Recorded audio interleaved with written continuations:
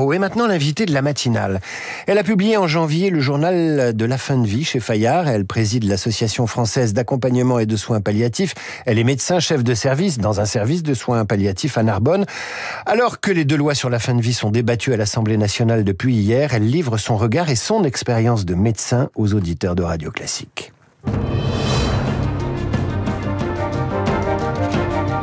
Bonjour Claire Fourcade. Bonjour. Merci d'être ici ce matin. On va parler de votre livre, de votre expérience. Vous y racontez plusieurs années de participation à ce débat sur l'aide à mourir, comme on dit, aux consultations, aux contributions auxquelles vous avez participé tout en poursuivant votre activité médicale dans un service de soins palliatifs. Hier, j'ai lu le résultat d'un sondage qui m'a appris que 49% des Français ne saisissent pas la différence entre aide à mourir, suicide assisté et euthanasie. Pouvez-vous, pour nos auditeurs, éventuellement distinguer ces notions ? Alors, le suicide assisté, c'est la société qui met à la disposition d'une personne les moyens de mettre fin à ses jours, quand elle le souhaite. Donc, c'est la personne qui fait le geste. L'euthanasie, c'est quand c'est un tiers qui fait le geste. Dans les pays qui l'ont légalisé, il s'agit toujours d'un médecin. Et puis, l'aide à mourir, un terme beaucoup plus vague qui englobe tout ça, mais que moi, je trouve difficile à employer parce que je trouve que ce que je fais depuis 25 ans, c'est aussi de l'aide à mourir. J'aime mieux dire que je fais de l'aide à vivre, mais je fais aussi de l'aide, c'est-à-dire de l'accompagnement de personnes que la maladie amène jusqu'en fin de vie et qu'on aide pour ce moment-là. J'aimerais savoir aussi, puisqu'on est à la grande époque de la novlangue, si vous parlez ce langage dans ces services de soins palliatifs, ou si les langages le vocabulaire de l'actualité aide à mourir, il y a beaucoup d'euphémismes aussi. Est-ce que vous parlez vrai dans les services, ou est-ce que vous utilisez la novlangue qu'on est parfois contraint d'utiliser, nous journalistes? Alors, moi, j'essaye de pas utiliser la novlangue. J'essaye par contre d'utiliser des mots très simples, souvent de reprendre les mots des patients, pour être sûr que on parle la même langue. Ça, c'est surtout important, de pas parler la langue des médecins. Mais par contre, je trouve que ne pas nommer les choses, c'est compliqué. Ça crée du malentendu et notre objectif, c'est vraiment justement de créer avec les patients un lien de confiance. Et pour être en confiance, il faut parler des choses vraiment. Docteur Fourcade, vous êtes la mieux placée aujourd'hui pour expliquer dans les grandes lignes ces deux projets de loi débattus à l'Assemblée, le premier sur les soins palliatifs, le second sur l'aide à mourir. Commençons par cette loi sur les soins palliatifs. Que prévoit-elle ? Que va-t-elle améliorer et pourquoi est-elle plus consensuelle que la seconde ? Alors, je crois que les débats de toutes ces dernières années, ils ont eu au moins le mérite de faire entendre à tout le monde le besoin qu'il y avait de développer les soins palliatifs, l'injustice terrible qu'il y a à se dire que 50% des patients qui en auraient besoin n'y ont pas accès, que tous les jours, il meurt en France 500 personnes qui auraient dû avoir accès à des soins qui permettent de les soulager, de les accompagner, n'y ont pas eu accès. Et donc, je crois que là, il y a un vrai consensus sur tous les bancs de l'hémicycle pour dire que c'est important et qu'il faut développer les soins palliatifs. Alors, cette loi, pour moi, elle a surtout une valeur symbolique. Et le fait qu'elle soit éventuellement votée à l'unanimité comme la Commission des affaires sociales, ça envoie un message. Et pour nous, soignants, c'est un message qu'on transmet aussi à nos patients. Nous qui accompagnons ces patients, on est auprès d'eux au nom de la société. C'est au nom de la société qu'on accepte de s'affronter aussi à la question de la maladie grave et de la mort et de pouvoir dire la société juge que vous êtes quelqu'un d'important, elle juge que vous comptez pour nous tous. Et c'est ça qu'on vient dire dans cette loi. Vous dites c'est symbolique, mais il y a des sous à la clé. Alors, pas dans cette loi, en fait. Non. Il y a au moins 5 articles qui détaillent des plans de financement magnifiques, mais sauf que la loi qui finance, c'est le budget. C'est pas cette loi-là, c'est pas une loi de programmation. Et donc, on va être vigilants, nous, chaque année, à ce que le PLFSS, le plan de loi de financement de la sécurité sociale, vienne vraiment mettre du concret dans ses vœux. On vous a pas annoncé d'enveloppe pour améliorer la couverture, pour le coup? On nous a fait des annonces. Mais bon, voilà, on sait aussi l'état des finances. Et moi, j'ai coutume de dire qu'on soigne pas avec des lois, mais avec des moyens. Et donc, on sera vigilant chaque année à ce que ces moyens soient vraiment là. Alors pour une partie de vos collègues soignants, d'associations aussi, les soins palliatifs c'est important parce que justement il y a une demande des patients d'être entourés, d'être aidés et que peut-être meilleurs sont les soins palliatifs, moins on a recours à ce qu'on appelle l'aide à mourir et le suicide assisté. En tout cas, moi, ce que j'observe depuis 25 ans, c'est que la vie se glisse dans tous les interstices qu'on lui laisse. Et notre travail à nous, c'est d'éliminer tout ce qui peut lui faire obstacle. La douleur, d'abord, parce que tant qu'on a mal, on peut pas vivre.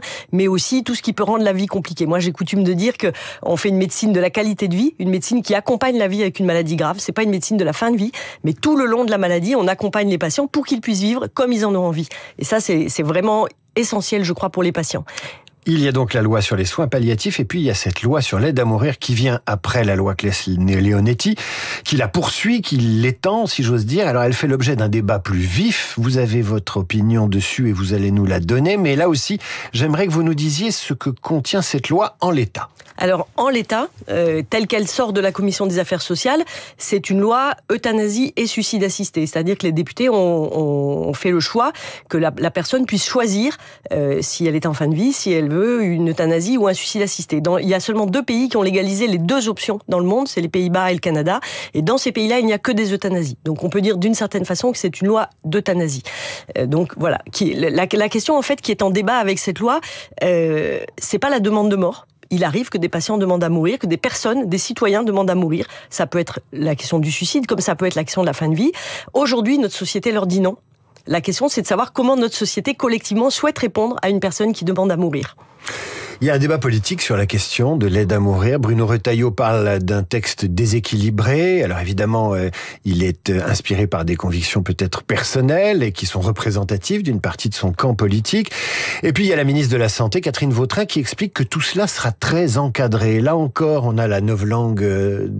Quand on dit encadré, on se dit qu'on a tout réglé parce que on a prévu toutes les conditions, tous les critères qui permettent d'éviter les débordements et de basculer dans une autre société, ce que redoutent certains.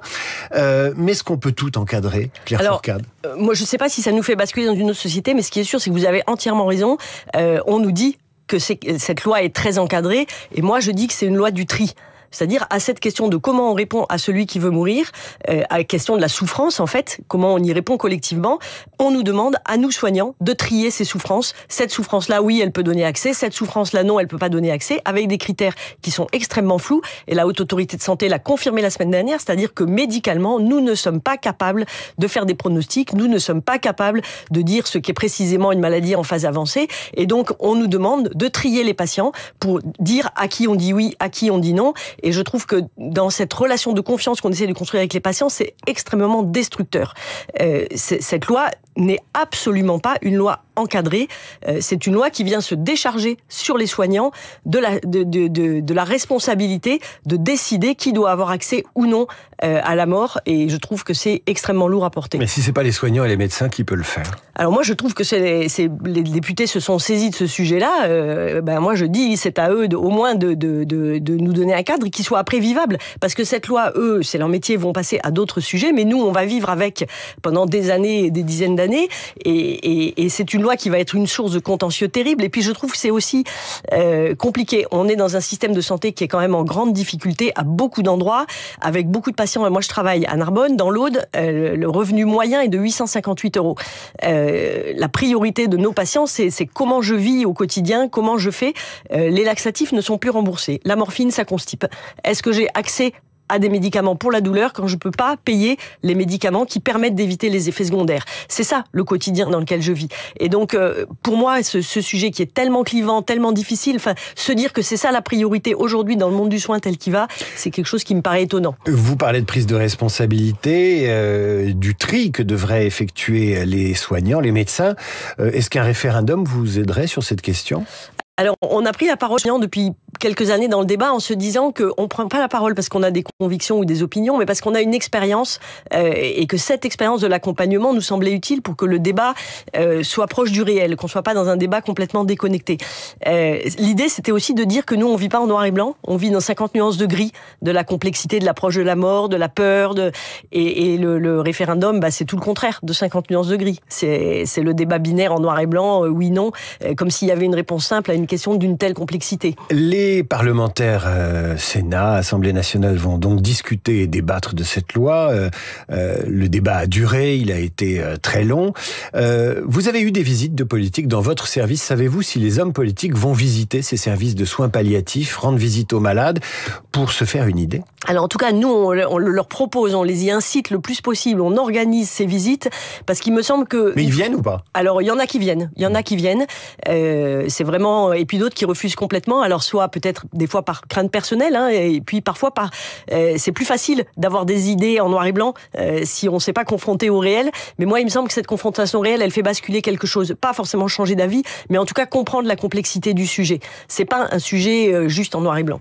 Claire Fourcade, vous présidez donc cette association d'accompagnement et de soins palliatifs. Vous êtes médecin à Narbonne, vous l'avez dit. Votre conviction personnelle, quelle est-elle ?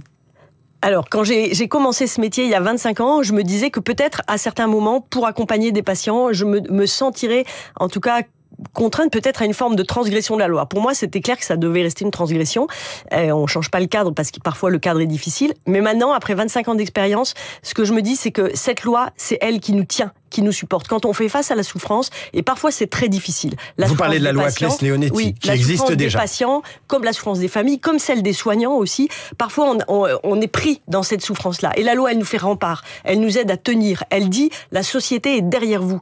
C'est au nom de la société que vous faites ça. On est là pour vous aider à tenir tous, patients, familles, proches, soignants, face à la souffrance. Si la loi n'est plus là pour dire on tient pour vous, on tient avec vous, on est là ensemble, parce qu'en fait cette réponse à la question de la demande de mort, c'est une réponse collective de toute la société. Nous les soignants, on est en première ligne, mais on y est parce que vous êtes tous avec nous et que vous nous aidez à dire à chacun de ces patients qu'ils comptent pour nous et qu'ils sont importants. Et on a besoin de vous pour pouvoir tenir. Et donc il y a une crainte immense chez les soignants de voir disparaître cette société qui autour de nous tient face à la souffrance. En clair, vous voulez prendre soin jusqu'au bout, mais vous ne voulez pas prendre la responsabilité de tuer. Alors, je voudrais pas donner l'impression qu'on veut fuir nos responsabilités, parce que justement, la promesse qu'on fait à tous nos patients, c'est qu'on sera là jusqu'au bout, quoi qu'il arrive. Et je voudrais pas, en utilisant une clause de conscience, par exemple, me défiler de cette promesse-là. Je fais cette promesse-là à chaque patient que je rencontre la première fois, quoi qu'il arrive, même si c'est difficile, on sera là, en équipe. Pas forcément je serai là, mais nous serons là, tous, pour vous soutenir et vous accompagner. Et on ne veut pas se défiler. Vous estimez qu'aujourd'hui, on a les moyens d'abréger les souffrances, qu'on a les moyens d'abréger les souffrances physiques et morales, et qu'on a déjà tout ce qu'il faut, et qu'il n'y a pas besoin d'en rajouter? C'est ça votre conviction? La loi nous dit qu'on doit soulager quoi qu'il en coûte, même si ça doit raccourcir la vie. Trop peu de Français le savent. C'est ce qui est écrit dans la loi actuellement. Et vous savez raccourcir la vie. Et nous savons utiliser tous les moyens, prendre tous les risques pour soulager. Claire Fourcade, comment on fait pour encadrer une équipe de médecins et de soignants? Il y a des bénévoles. Comment fait-on pour conserver la cohésion, le courage et la motivation? Et aussi, comment fait-on pour ne pas avoir peur de la mort, même quand c'est celle des autres? Alors, on travaille en équipe. Ça, c'est extrêmement important. Les soins palliatifs, c'est une médecine qui peut ne se faire qu'en équipe. Écouter la souffrance, ça nécessite d'abord des compétences différentes. Une psychologue, une assistante sociale ou un médecin n'écoute pas de la même façon. Un bénévole qui vient au nom de la société dire à ses patients, vous comptez pour nous, il écoute différemment et les patients leur parlent différemment. Donc on travaille en équipe. Pour travailler en équipe, il faut prendre soin de son équipe. On mange, on rit, on parle. C'est essentiel. Voilà. Il faut une vraie vie d'équipe pour pouvoir tenir. C'est pas ce qu'on se serre les coudes. Moi, je dis toujours qu'on marche en cordée. On travaille sur une ligne de crête. D'un côté, ne pas laisser souffrir, de l'autre côté, ne pas faire mourir. On travaille sur cette ligne de crête et pour pas tomber, on a besoin d'être encordés les uns aux autres. On vous entend beaucoup, vous les soignants, c'est normal, mais ces patients qui sont dans ces services vous disent des choses. Quelle est la dernière chose importante que vous ait dit un patient et qui vous ait marqué dans l'exercice de votre métier? Alors moi, je suis très frappée au quotidien de la reconnaissance des patients envers les soignants. Alors, ce qu'ils se disent souvent, c'est ce qui se dit en famille ou avec les proches. Je t'aime, pardon, tout ce qu'on a vécu, enfin tous ces mots forts, mais pour les soignants, je suis très frappée que dans un monde du soin qui est parfois agressif et parfois difficile, de la reconnaissance des patients quand on prend le temps de les écouter, de comprendre et de répondre à ce qu'ils nous demandent.